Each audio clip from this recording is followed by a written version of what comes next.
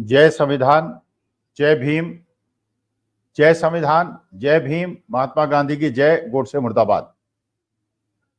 आज फिर मैं पुनः एक प्रबंधन के छात्र और शिक्षक के रूप में बात करना चाहता हूं पब्लिक इंडिया के फोरम पे।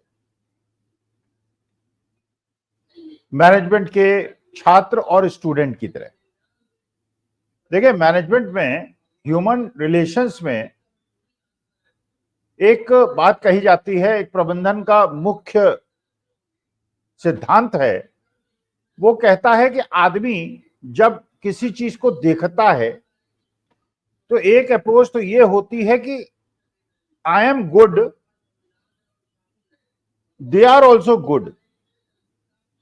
इसका मतलब यह है कि जो आदमी का जो एटीट्यूड है वो पॉजिटिव है और वो सृजनात्मक कार्य कर सकता है, वो पॉजिटिव काम कर सकता है, वो कंट्रीब्यूशन कर सकता है, वो सोसाइटी में अच्छा रोल अदा कर सकता है, वो एक अच्छा मैनेजर बन सकता है, वो एक अच्छी संस्था चला सकता है, अगर सिद्धांत ये है कि I am good, you are good and they are also good. दूसरा सिद्धांत है, मतलब इसी का दूसरा विकल्प है, I am good but you are bad, they are bad. ये एक बिगड़ा हुआ सिद्धांत है। इसका मतलब यह है कि आप टीम की तरह काम नहीं कर सकते, आप देश नहीं चला सकते, आप संस्था नहीं चला सकते, आप परिवार नहीं चला सकते। अगर परिवार के अंदर यह भावना प्रबल हो जाए, माता में या पिता में, कि हम अच्छे हैं और बच्चे खराब हैं, बच्चों के अंदर यह भावना खड़ी हो जाए कि बच्चे अच्छे हैं और माता पिता खराब हैं, तो बताइए कि परिवार कैसे चल सकता है। और एक संस्था के अंदर अगर मैनेजिंग डायरेक्टर ये सोचे या बोर्ड ऑफ डायरेक्टर्स ये सोचें कि वो तो बहुत बुद्धिमान है, लेकिन उनके जो मातहत कर्मचारी हैं वो बहुत ज्यादा खराब है, या कर्मचारी ये सोचें कि वो बहुत अच्छे हैं लेकिन जो प्रबंधन के शीर्ष स्तर पे बैठे हुए लोग हैं वो मूर्ख हैं, तो कैसे संस्था चलेगी। एक दूसरे पे विश्वास, एक दूसरे पे समन्वयन और एक दूसरे को माफ करने की जो प्रवृत्ति है वो किसी परिवार को आगे बढ़ाती है, वो किसी संस्था को आगे बढ़ाती है और वो किसी देश को आगे बढ़ाती है। जैसे जापान के अंदर आप लोगों को पता होगा, जो मैनेजमेंट साइंस या प्रबंधन के बारे में उन्होंने पढ़ा है, एक उनका सिस्टम होता है काइजेन सिस्टम। काइजेन सिस्टम, क्योंकि आप जानते हैं कि जापान के अंदर जो मैनेजमेंट प्रिंसिपल्स हैं वो बड़े स्ट्रांग हैं, वो अपने सिद्धांतों का बहुत अच्छी तरह से पालन करते हैं। देखिए होता क्या है, नॉर्मली ऑर्गेनाइजेशंस इसलिए खत्म हो जाती हैं या अच्छी नहीं चलती हैं कि प्रबंधन और मातहतों के बीच में संबंध नहीं होते हैं, वार्तालाप नहीं होता, मन की बात होती है, एक पक्षीय बात होती है। मातहत जो है वो मैनेजमेंट की नहीं सुनते और मैनेजमेंट जो है वो मातहतों की नहीं सुनते। अच्छा, जब एम्प्लॉइज हैं कहते हैं कि भाई हम जानते हैं कि संस्था के लिए क्या अच्छा है, क्योंकि हम तो शॉप फ्लोर में काम कर रहे हैं, हम तो फील्ड लेवल पे काम कर रहे हैं। और जैसे मान लीजिए किसान है, वो कहता है भाई हमें खेतों के बारे में पता है, ये जो वहां जाके एयर कंडीशन रूम से बैठे हुए लोग हैं जिन्होंने कभी खेती नहीं की, केवल राजनीति की, ये हमें बता रहे हैं कि किसानी क्या होनी चाहिए और किसान बिल कैसे बनने चाहिए। ट्रांसपोर्टर्स कहते हैं भैया पसीना हम बहाते हैं और नीतियां ये बनाते हैं, इनको कुछ पता वता तो है नहीं। वही जवानों के साथ है, जब अग्निवीर लाया गया तो उनको लगता है भाई 4 घंटे तो सुबह हम दौड़ते हैं और इन्होंने ऐसी नीति बना दी, अपने बच्चों को तो विदेश पढ़ने भेज देते हैं, दुबई में बड़े बड़े बंगले खरीदवा देते हैं, उनको बड़ी बड़ी संस्थाओं का चीफ बना देते हैं, और हमारे लिए ऐसे भैया, क्योंकि कम्युनिकेशन टूट जाता है ऊपर के लोगों में और मातहतों के बीच में, कम्युनिकेशन टूट जाता है। तो जापानीज क्या करते हैं, उनका जो काइजेन सिस्टम है वो ये कहता है, मान लीजिए एक मैन्युफैक्चरिंग ऑर्गेनाइजेशन है और जो आदमी मशीन में काम कर रहा है उसे पता है कि मशीन को कैसे अच्छा चलाया जा सकता है, उसमें कैसी उसकी एफिशिएंसी को बढ़ाया जा सकता है, कैसे उसकी उत्पादकता को बढ़ाया जा सकता है। तो अगर उसको बात करने का मौका दिया जाए, अगर अपनी बात आगे बढ़ाने का मौका दिया जाए और मैनेजमेंट उस पर विचार करके उस पर पॉजिटिव रिएक्शन और निर्णय दे, तो ऑर्गेनाइजेशन का ज्यादा फायदा होता है। अल्टीमेट ऑब्जेक्टिव तो ऑर्गेनाइजेशन का फायदा होता है। संस्था का फायदा, परिवार का फायदा, देश का फायदा, ये बुद्धिमान लोगों के मकसद होते हैं। मूर्खों की बात तो मैं करता नहीं। तो काइजन सिस्टम ये कहता है कि जितने भी शॉप फ्लोर या मैनेज एम्प्लॉइज होते हैं, उनसे जाकर कहा जाता है कि आप महीने में एक बार हमको ऐसा प्रस्ताव दीजिए अपने हिसाब से, अपनी सोच के हिसाब से, कि ऑर्गेनाइजेशन की एफिशिएंसी को कैसे बढ़ाया जाए। अच्छा, जो शॉप फ्लोर में खड़ा है, जो मशीन में खड़ा है, उसको पता है कि कहां टाइम ज्यादा लगता है, कहां परेशानी आती है, इसको कैसे रोका जा सकता है, because he is a mechanic, he knows the job. हर आदमी अपना एक एम्प्लॉय लिख के देता है मैनेजमेंट के पास, वो लेटर जाते हैं और उसके बाद मैनेजमेंट सारे लेटर्स को खोलता है, जो विचारणीय उसमें मिलते हैं उस पर टेक्निकली उसको टेस्ट करता है और उसके बाद उस पर निर्णय पॉजिटिव लेता है। उससे होता क्या है, पहली बात तो यह है कि नीचे की खबर ऊपर तक पहुंचती है, ऊपर वाले उस पर निर्णय लेते हैं और उसके बाद संस्था का फायदा होता है। यही अल्टीमेट ऑब्जेक्टिव है। लेकिन अगर टॉप मैनेजमेंट मन की बात करने लगे, वो नीचे वालों की बात न सुनकर महीने में एक बार अंतिम रविवार को ऊपर से बता दे, जैसे वो बहुत बड़ा ज्ञानी है, तो संस्था का फायदा या देश का फायदा कैसे हो सकता है, ये तो हम आप दोनों सोच सकते हैं। तो जैसे एक फिलॉसफी हुई कि I am good you are also good, मतलब ये मान के चल रहा हूं कि I am good you are good. अगर आप प्रूव करेंगे कि आप गलत हैं, ठीक है, तब बात अलग है। लेकिन जब तक आप प्रूव नहीं करते कि आप गलत हैं, तब तक आप अच्छे हैं। मैं भी अच्छा हूं, अच्छा मैं भी अच्छे हूं का मतलब फीलिंग ये है, जैसे हमारे सनातन धर्म में और हिंदू धर्म में भी कहा गया, इस्लाम में भी कहा गया होगा, सिख धर्म में भी कहा गया होगा कि अपने में विश्वास रखिए। कभी मत सोचिए कि मैं पापी हूं, मैं गलत हूं, मैंने गलत, क्योंकि इसलिए वो आत्मा जो है, बिकॉज हम आत्मा हैं, वी आर सोल, ये शरीर है, आत्मा हम है, जो परमेश्वर ने कहा हम आत्मा है, और आत्मा जो है वो निर्विकार होती है। तो शरीर ने गलतियां की होंगी, आत्मा ने कोई गलती नहीं की, और आत्मा जब शरीर छोड़ेगी तो किसी दूसरे प्राण में और किसी दूसरे शरीर में चली जाएगी। ये बेसिक फिलॉसफी सनातन धर्म की है। तो मैं हूं अच्छा, गलत करूंगा तो ठीक है, मुझे पता है कि मैं जब गलत करूंगा मुझे खुद पता चल जाएगा, किसी दूसरे को बताने की जरूरत नहीं है। अगर दूसरा नहीं भी बताएगा, मुझे पता है कि मैं अपने जीवन में क्या मैंने अच्छा किया, क्या गलत किया है, और सबको पता है, एवरीबॉडी नोज। लेकिन अगर मैं ये कहूं कि मैं तो अच्छा हूं सब कुछ होने के बावजूद, लेकिन तुम गलत हो, तुम्हारा समाज गलत है, तुम्हारा धर्म गलत है, तुम्हारा देश गलत है, बिना उसको ये चांस दिए हुए एक्सप्लेन करने के कि भैया हम, पूरा देश गलत नहीं है, देश में काफी लोग गलत है, काफी लोग अच्छे हैं, समाज में कई लोग अच्छे हैं, उस धर्म में कई लोग अच्छे हैं, कई लोग खराब है, but I am good you are bad, ये एक फॉल्टी एक प्रक्रिया है जिससे ऑर्गेनाइजेशन और देश का और समाज का नाश होता है। अब देखिए, पहले जो पंडित जवाहरलाल नेहरू का सिद्धांत था, जब देश आजाद हुआ, और साधु संतों का, ऋषि मुनियों का हजारों साल से यही सिद्धांत था कि वो परमेश्वर के एक प्रतिनिधि के रूप में काम किया करते थे, अपनी बिना किसी लेविश लाइफ के जीवन को जीते थे, तपस्या करते थे, मानव कल्याण की, समाज कल्याण की बात करते थे, जो कुरीतियां थी उसको दूर करने का प्रयास करते थे। लेकिन ये नहीं कहते थे कि मैं ठीक हूं तुम सब गलत हो। अगर तुम सब गलत हो फिर ये तो फिर वो भी नहीं साइन करेंगे, बिकॉज एवरीबडी यू नो, ये तो मान सकता है कि आई वॉज रॉन्ग, नहीं ये नहीं, ये तो मान सकता है कि यू आर राइट। ये मानने में उसको बड़ी मुश्किल होती है कि आई वॉज रॉन्ग। वो कहता है ठीक है आप गलत थे, मैंने मान लिया, बात खत्म हो गई, आप सही थे, लेकिन मैं गलत नहीं था, लेकिन चलिए ठीक है, आपकी बात मानते हुए मैं मान लेता हूं कि आपकी बात सही है। तो दूसरे को सही मानना ज्यादा आवश्यक है किसी ऑर्गेनाइजेशन, संस्था, परिवार को चलाने के लिए। अब शुरू में पंडित जवाहरलाल नेहरू ने गुट निरपेक्ष की नीति अपनाई, मुसलमान देशों को अपने साथ लिया, वेस्टर्न ब्लॉक को अपने साथ लिया, जो पावरफुल ब्लॉक्स थे उनको छोड़ के एक तृतीय शक्ति बनाई, जिसको बड़े बड़े रूस और अमेरिका जैसे बड़े गुटों ने सम्मान दिया, और पंडित जवाहरलाल नेहरू को उसी बात का सम्मान मिला।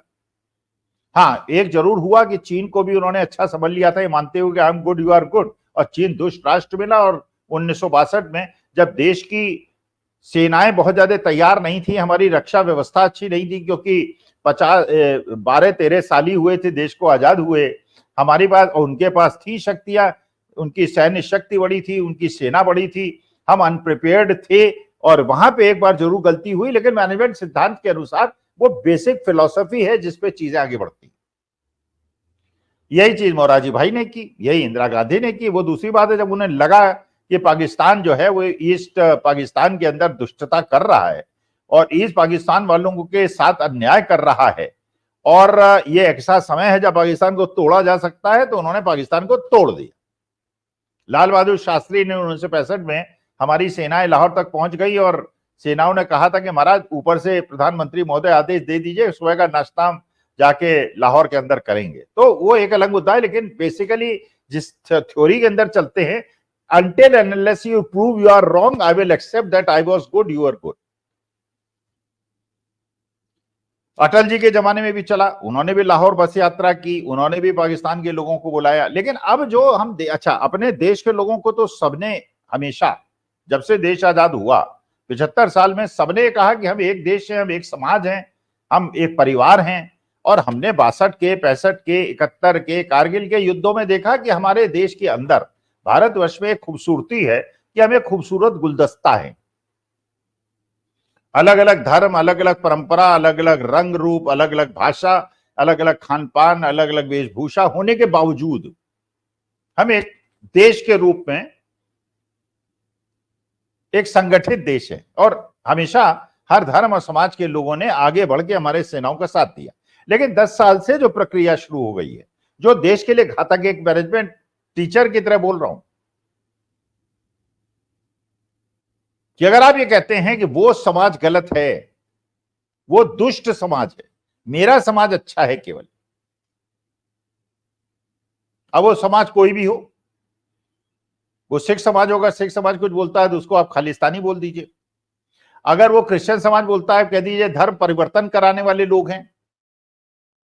अगर वो इस्लाम वाले बोलते हैं, तो मुसलमान बोलते हैं, तो कह दीजिए कि ये तो इनके तो शास्त्रों में, इनके तो ग्रंथों में लिखा हुआ है कि ऐसा होना चाहिए, जबकि वास्तविकता ऐसी नहीं है। लेकिन केवल भ्रांति फैलाकर देश को कमजोर करने की बात, when you feel that you are right and they are wrong. अच्छा, अब ये चीज जो है भारत की सीमाओं से भी बाहर निकलनी शुरू हो गई है। अभी तक तो पूरा भारतवर्ष 142 करोड़ लोग ये मानते थे कि पाकिस्तान दुष्ट राष्ट्र है, चीन दुष्ट राष्ट्र है। लेकिन अब ये हो गया कि बांग्लादेश भी दुष्ट राष्ट्र है। मोहम्मद यूनुस और बेगम खालिदा के जो इस समय सरकार वहां चल रही है, वो भी दुष्ट है। मालदीव भी दुष्ट है, उसको भी सबक सिखाएंगे हम। बांग्लादेश को भी सबक सिखाएंगे हम, श्रीलंका को भी सबक सिखाएंगे। और तो और जो विश्व के आर्थिक इंजिन्स हैं, अब आप कनाडा से भी पंगा ले रहे हैं, वहां भी ये कह रहे हैं कि Trudeau is wrong, we are right and he is wrong. और उसके बीच में अपना शीत युद्ध लगा हुआ है, गोदी मीडिया लगा पड़ा है कि साहब वो ट्रूडो ऐसा, ट्रूडो इसलिए कर रहा है, ट्रूडो वैसा कर रहा है, हम उसे सबक सिखा देंगे। अच्छा चलो, कनाडा को सबक सिखा दोगे। फिर अमेरिका से वहां पे उन्हीं के नागरिक पे कुछ अटेम्प्ट हुआ और अमेरिका ने उसको सीरियसली, अच्छा आप जानते ही अमेरिका और कनाडा जैसे देशों के अंदर उनकी सुरक्षा प्रणाली इतनी सुरक्षित है, उनके पास सारे एविडेंसेस हमारे भी होते हैं। आज की तारीख में भारतवर्ष के अंदर आप देखें, हर जगह सीसीटीवी लगे हुए हैं, तो हर आदमी का हर मूवमेंट को नोट किया जा सकता है। अब मेरी कॉलोनी में कम से कम 250 सीसीटीवी पर्सनल लोगों ने लगा रखे हैं, तो एक जगह से कोई भागेगा, दूसरी जगह पकड़ा जाएगा, दूसरी जगह भागेगा। मैंने भी लगा रखा है, मेरे भी घर में चारों तरफ सीसीटीवी लगे हुए, इसलिए कि जिससे कि ट्रेस किया जा सके, क्योंकि है समाज में खतरा तो है। अब अमेरिका कह रहा है कि साहब हमारे पास एविडेंस है, और कनाडा जो कह रहा है उसके पास भी एविडेंस है। अच्छा, कनाडा और अमेरिका और ऑस्ट्रेलिया और न्यूजीलैंड और जापान, ये 5 आईज कंट्रीज हैं जो आपस में सूचना का आदान प्रदान करते हैं। तो इस फीलिंग से when you are saying that we are right and Canada is wrong, we are right, Biden is wrong, we are right, Mohammad Yunus is wrong, we are right, but Maldives is wrong, when we are right, China is, China तो always was wrong, Pakistan always was wrong, but when you are saying that अच्छा अपने देश के अंदर भी पूरा देश 142 करोड़ लोग इज नॉट राइट। केवल जिस समाज से मैं आता हूं, जो मेरे देश के अंदर मेजॉरिटी समाज है, that is right, other all समाज आर रॉन्ग। इसका माने आपने देश को तोड़ दिया। एक तो वर्ल्ड के मानचित्र में आपने अपने को अलग थलग कर दिया और अपने देश के अंदर भी आपने अपने को कमजोर कर दिया। तो जिस बात से मैंने शुरुआत की थी कि when you feel that you are right and others are wrong and all others are wrong, if all others are wrong then 100% sure you are wrong। क्योंकि हर समाज के अंदर अशफाकुल्ला खां भी है, बिस्मिल्लाह खां भी हैं, अब्दुल हमीद भी हैं, ब्रिगेडियर उस्मान भी हैं। सिखों ने तो हमारे देश के लिए पता नहीं कितनी कुर्बानियां दी हैं। सरदार भगत सिंह हैं, बहुत सारे सिखों ने देश के लिए कुर्बानी दी है। क्रिश्चियंस ने कितनी, आपको याद होगा कि 2 एयरफोर्स के ऑफिसर्स थे जो क्रिश्चियंस थे, जब उन्हें लगा कि वो टारगेट को नहीं बॉम्ब कर पा रहे हैं तो अपने को उन्हें प्लेन सहित उस टारगेट पे भिड़ा दिया और अपनी जान दे दी, इसलिए उस टारगेट को तोड़ना उनका लक्ष्य था। तो हमारे देश के अंदर 142 करोड़ लोगों में प्यार मोहब्बत और एक समाज की तरह की जो भावना थी, वो I am right and you are wrong करके उस देश को खत्म, अपने देश के अंदर समाजों को तोड़ दिया गया और विदेश से भी ऐसे ही संबंध बना लिए, ऐसे आपके पास एक ऐसा विश्व गुरु है जो सब कुछ जानता है और दूसरे लोग सब मूर्ख हैं और सब विरोधी हैं, और अब आप जो है उनको सबक सिखा देंगे। सबक वक्त नहीं सिखाएंगे, बड़ी मुश्किल हो जाएगी। इसलिए एज ए टीचर मेरी राय ये है, ये भावना को छोड़िए, अपनी कमजोरी को पहचानिए, क्योंकि भगवान ने जो सृष्टि बनाई है उसमें कोई भी मानव हो, कोई भी जीव जंतु हो, सब में अच्छाइयां हैं। हम कोई परमेश्वर तो है नहीं, हम अल्लाह तो है नहीं, हम गुरु नानक तो है नहीं, हम महावीर तो है नहीं, हम बुद्ध तो है नहीं। हमारे अंदर कमजोरियां हैं, हमने अच्छे काम भी किए हैं, गलत काम भी किए हैं, सबने किए हैं। जैसे जीसस क्राइस्ट ने कहा था, जब लोग एक औरत को पत्थर मार रहे थे और लोगों ने जीसस क्राइस्ट पहुंचे, उन्होंने कहा क्यों मार रहे हो कि साहब इसने पाप किया है। उन्होंने कहा कौन एक है जो पत्थर मारे जिसने पाप नहीं किया अपने जीवन में। अपने जीवन में भी अपने बचपन से आज तक उठा के देख लिए, कोई ऐसा व्यक्ति नहीं होगा जिसने कोई न कोई पाप ऐसा नहीं किया जो उसको पता है दूसरों को नहीं पता है। किसी ने माँ के पर्स से चवन्नी चोरी की होगी, किसी ने घर में लड्डू चोरी किया होगा। अब हम लोग भी बचपन में थे अपना, अब तो फ्रिज हो गया है, पहले जाली की अलमारी होती थी, उसके अंदर वो दूध मक्खन रहा करता था, भाइयों में झगड़ा रहता था कौन पहले मक्खन चोरी करे, चीनी मिला के खा ले। तो अब ठीक है, वो बच्चों का स्वभाव था, लेकिन चोरी तो चोरी है, तो गलत तो सबने किया है। तो let us accept that their society is also not totally wrong and my society also and my religion also and my caste also is not totally right। Lalit Modi, Nirav Modi, Mehul Choksi भी हैं, और हमारे देश के अंदर पंडित चंद्रशेखर आजाद और राम प्रसाद बिस्मिल और राजगुरु और सुखदेव भी हैं। तो हर समाज के अंदर तो ये जो फीलिंग बन रही है, और जिस प्रकार विश्व के और देश के अलग अलग समाज और अलग अलग क्षेत्रों के बीच में आप पंगा लेने की आपने प्रक्रिया अपना दी है, मैनेजमेंट प्रिंसिपल के हिसाब से ये देश के लिए घातक है, समाज के लिए घातक है, और इसके बड़े दूरगामी गलत प्रभाव पड़ सकते हैं। यही मेरा निवेदन है। तो ध्यान दीजिएगा, सुनिएगा, सोचिएगा और तब अपनी प्रतिक्रिया दीजिएगा। नमस्कार, धन्यवाद और प्रणाम।